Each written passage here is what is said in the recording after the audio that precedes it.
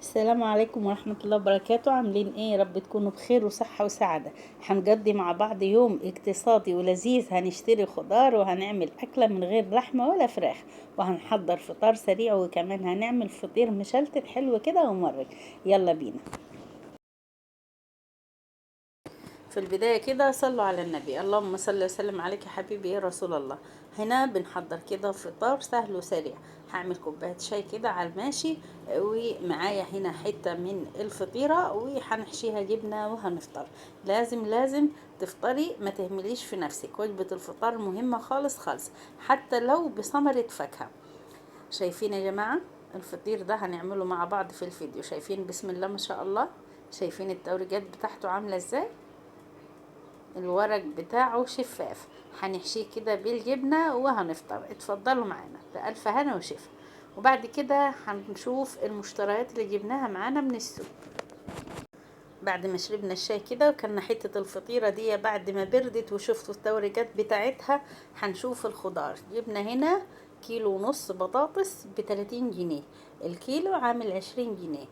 اكتبوا لنا كده في الكومنتات سعر الخضار عندكم بكام. هو معروف من مكان لمكان بيختلف، وفي المحافظة نفسها من بلد لبلد بيختلف. والطماطم برضو عندنا عاملة الكيلو عامل 20 جنيه، والخيار شرحه برضو الكيلو عامل 20 جنيه. فانا جبت كيلو خيار كده ب20، وجبت كيلو ونص من الطماطم وكيلو ونص من البطاطس. اما الفلفل ده يا جماعة، فالكيلو عندنا عامل 35 جنيه. فانا الصراحة جبت نص كيلو بس يعني، وحطيت كم فلفلاية كده من اللي هو الفلفل الحامي ده، وكم فلفلاية من الفلفل الرومي. كيلو الفلفل كان عامل 35 جنيه. مش عارفة طالع في العالي ليه. اما الباذنجان ده او البرنجان ده، فهو كان عامل اللهم صل وسلم على سيدنا محمد 10 جنيه. فجبت كده كيلو وربع ب15 جنيه. شايفين؟ يعني حلو كده. انا نجيته في كام واحدة رفيعين دول اللي هنسلقهم وهنعملهم مخلل. احلى مخلل باذنجان. معايا هنا نص كيلو فول مكسور، وده كان عامل 15 جنيه ان شاء الله. الفول ده انا نجيته ونجحته كده في المية علشان هنعمله طعمية. وهنا جبت كيس جبنة وشوية زيتون، طبقين من الزيتون، علشان ان شاء الله هنبقى نعمل بيتزا بإذن الله. هنا معايا الخضرة زي ما احنا شايفين. الخضرة عندنا الثلاث حزمات عاملين 5 جنيه. فجبت 3 جرجير و3 كزبرة. يعني الخضرة إلى حد ما سعرها يعتبر كده كويس عندنا. تمام تمام. يلا كده نشوف بعد كده هنعمل ايه. فطرنا كده يا بنات، هنشطف حبة المواعين اللي معانا في الحوض. في نقطة حابة أتكلم معاكم فيها. اللهم صل وسلم على سيدنا محمد. بالنسبة للخضرة يعني، وبالتحديد الستات أو الناس الكبار في السن، أو ممكن أطفال بيكونوا فرشين بيها في السوق برا يعني. فبيكون الحزمتين ب5 أو التلاتة ب5. بنشوف ناس يعني، لو حد شاف الموقف ده يكتب لي في الكومنتات. بلاقي ناس بتفاصل معاهم، لو حزمتين ب5 عايزة تاخد 4 ب5 جنيه. طب ليه؟ هي يعني عشان بتتاجر في شوية خضار، بدل ما تمد ايديها وحد يديها او محدش يديها، او حد يقول لها كلمة تضايقها، بتبيع في شوية الخضار دول علشان يعني تعف نفسها من السؤال او من اي كلمة حد يجها. فالناس بتفاصل معاهم في حبة الخضار. طب ليه يا جماعة؟ ما احنا بندخل السوبر ماركت وبنشتري وبندفع مبلغ وقدره. يعني اللي عايزة اقوله ان بلاش نيجي على الغلبان اللي فرشة كده بشوية خضار برا ونفاصل معاها. وبندخل السوبر ماركت زي ما بيقولوا، لو الحزمة ب2 جنيه ولا ب2.5، بناخدها واحنا ساكتين ومش بنتكلم. فيعني عايزين نبقى كده قلوبنا على بعضينا. اللهم صل وسلم على سيدنا محمد. هنا الباذنجان ده اللي انتوا شفتوه معايا. هنا انا بغسل الباذنجان كده كويس مرة واثنين وثلاثة، علشان لا يكون عليه اي مبيدات يعني. ومن التراب ومن غيره، يعني بيكون كذا ايد كده قلبت في الحاجة. فبنغسل الحاجة كويس اللي بنشتريها من بره. انا هنا حطيت مية على النار. اول ما ابتدت كده تغلي نزلت فيها كده، سقطت فيها الباذنجان من غير اي اضافات، وكل دقيقتين ثلاثة بقلبهم كده. كده ما الباذنجانة بتمسكيها كده تحطيها في مية باردة، بتلاقيها طريت، فبتحطيها في المية الباردة علشان توقفي عملية السوى. يعني خلي بالك لما تسلقي البرنجان ما تخلوهوش يتهري معاكي، علشان يعني ما يبقاش كده طري معاكي بزيادة ومش هتعرفي تاكليه. اهو حطيته في مية باردة وهسيبه يبرد لحد كده ما نعمل له الخلطة بتاعته. بالثوم كده، عملنا توم وعليه هريسة شطة حمراء، عصرنا كمان نص ليمونة ومعلقة خل وشوية كمون وشوية ملح. يعني حطينا لهم توابل ملح وكمون. هنبتدي كده نفتح الباذنجان وهنحشيها كده بالدقة اللي معانا. الباذنجان شايفين بسم الله ما شاء الله قلبه ابيض. الباذنجان لما تشتريه تمسكي الباذنجان اللي تكون خفيفة خالص كده في ايديكي، بتكون عاملة زي الاسفنج وبيكون قلبها ابيض ما فيهاش اي بذور. ويكون كده لونها اسود او مايل على الموف او اسود كده بيلمع. اللهم صل وسلم على سيدنا محمد. الباذنجانة اللي يكون تقيلة في ايدك ما تاخديهاش، بتكون مبزرة ومرة. اهو يا جماعة ظبطنا كده الملح بتاعه، الحياج بتاع المية، وحطينا كده فيه معلقة المعلقة اللي بقيت من الدقة وغطيناه، وهنسيبه كده في التلاجة على بعد الظهر تاكلي منه، اخر النهار تاكلي منه، هيكون كده تشرب من الملح.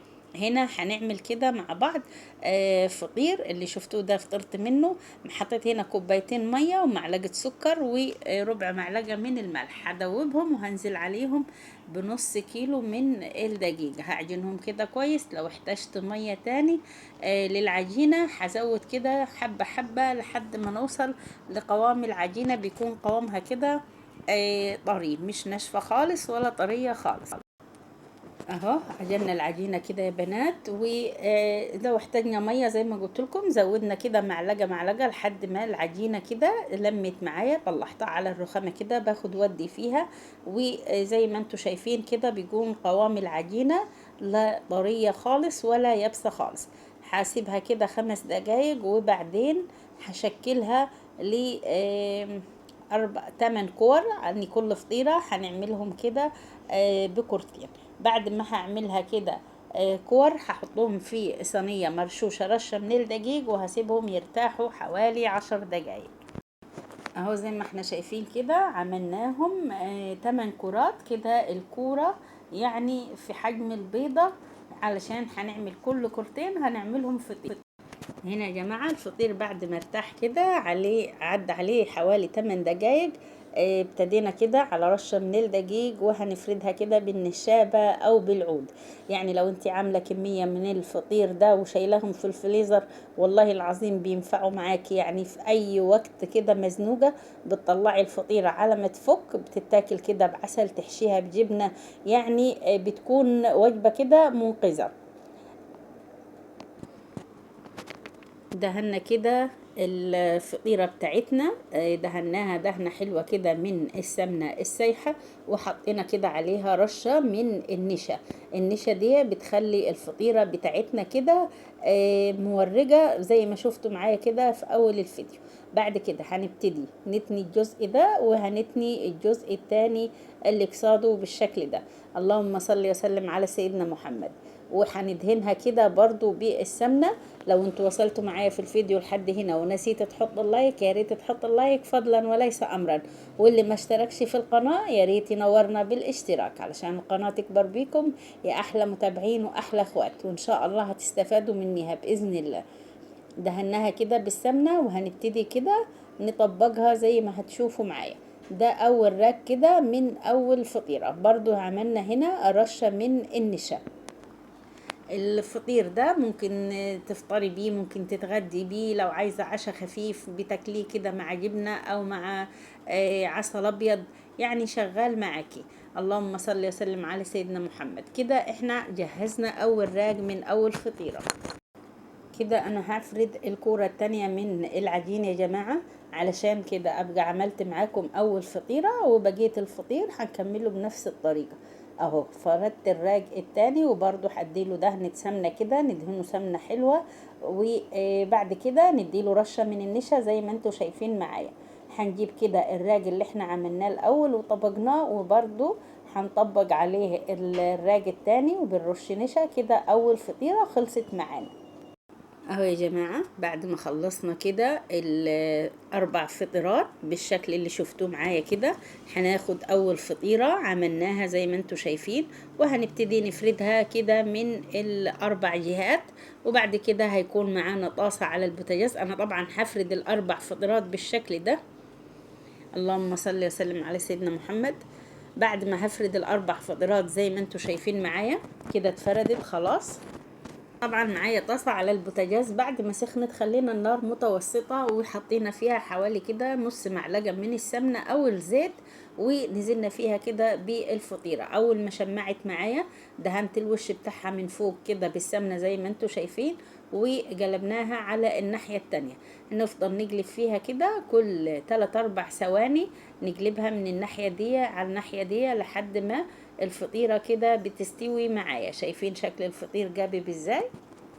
وهنا كان سويت الاربع فطيرات. شايفين طراوة الفطير يا جماعة؟ هوريكم. شايفين التوريجات وهنا يا جماعة كنت دخلت المطبخ، كان عندي شوربة لحمة في الفريزر، طلعتها كده بعد ما فكت معايا. عملنا عليها الملوخية الخضرة دي، وحبة الرز اللي متفلفلين دول كده بالشعرية، وجنبيهم طبق من الباذنجان اللي حضرنا معاكم، وسلطة. وكان غدا اقتصادي جدا جدا. وبعد ما اتغدينا كده يا بنات، كان هنا ده كده بعد العصر او قرب المغرب، الفول ده كان خلاص طري معايا كده.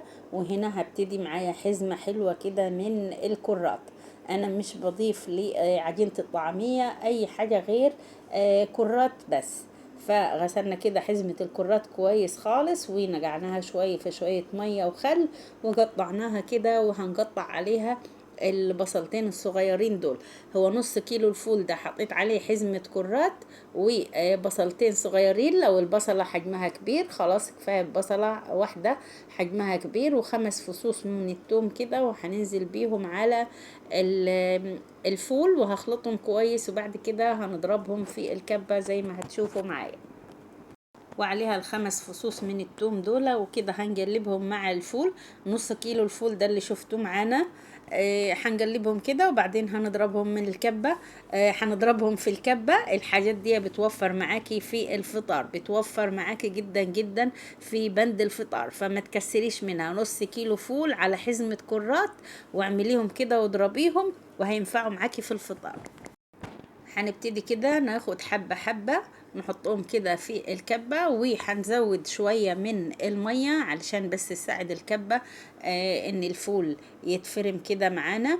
يعني شوية فول، لو عملتي نص كيلو فول كده نجحتيهم وعملتيهم طعمية وفرستيهم وحطيتيهم في الفريزر، مش هتحتاري خالص. هتلاقي لو حابة تفطري طعمية، هتلاقي الطعمية تحت ايديكي، يا دوب تطلعيها كده تفك وهتعملي احلى طعمية. كذلك الفول المدمس. الحاجات دي بتوفر خالص خالص يا جماعة في بند الفطار. اللهم صل وسلم على سيدنا محمد. هنفرمها كده وتشوفوا شكل العجينة معانا.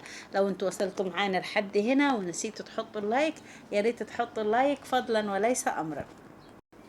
نص كيلو الفول ده ب15 جنيه او 17 جنيه، مش هيكلف حاجة. لو رحت تجيبي بال17 جنيه او ال20 جنيه طعمية، مش هتكفيكي انتي والعيال فطار، مش هتكفيكي. لكن نص كيلو الفول ده بسم الله ما شاء الله بيرمي معاكي كده كمية، وبتخلي كده لونها يكون فاتح، ما تخليهاش مخضرة بزيادة علشان ما تغمجش معاكي بعد ما تسويها. بعد كده بتعبي على كد الوجبة في الكيس، وبتبططيه وبتشيليهم في الفريزر لحين الاستخدام. والطعمية اللي بنشيلها كده في التلاجة احنا مش بنضيف عليها اي اضافات يا جماعة. يعني بنشيلها بعد ما بنفرمها، بنشيلها زي ما هي كده، لا عليها ملح ولا اي بهارات. بعد ما بنطلع الكيس كده من التلاجة قبل ما بنستخدمه طبعا، بنضربها بالمضرب اليدوي او كده بمعلقه، تقعدي تلفي فيها علشان تدخلي فيها هواء وتحطي عليها التوابل اهو زي ما انت شايفه بالشكل ده، وبتفرزيها كده وبتحطيهم على بعض وبتحطيهم في الفريزر علشان ما ياخدوش معاكي مكان، وبتطلعيهم لحين الاستخدام. ايه رأيكم كده في فيديو النهارده؟ مشاركه كتير للفيديو مع اصحابكم علشان يتشاف والقناه كمان تتشاف. عملنا الفطير، وبرضو لو انت عامله كميه بتشيليها في الفريزر وبتطلعيها، بترد معاكي كده بالسبيع على المطبخ، وبترد معاكي كانك لسه مسوياها. بيكون فطار حلو خالص. كمان لو بعسل اسود بيديكي كده طاقه وحيويه ونشاط، وبيرفع عندنا كده نسبه الحديد. بتكون وجبه مغذيه. شايفين الفطير بسم الله ما شاء الله مورق. يلا كده ما تكسليش، هاتي حبه فول مدشوش واعمليهم طعميه، وشوية فول كده واعمليهم مدمس وحطيهم في الفريزر على كده نص كيلو من الدقيق، وهتعملي احلى فطير ومش هتحتاري في الفطار. يلا مشاركة كتير كده من الفيديو مع اصحابكم علشان الكل يستفاد. اللهم صل وسلم على سيدنا محمد، وما تنسوناش في اللايك يا احلى متابعين واحلى اخوات. شايفين الحلاوة والجمال؟ سلام عليكم.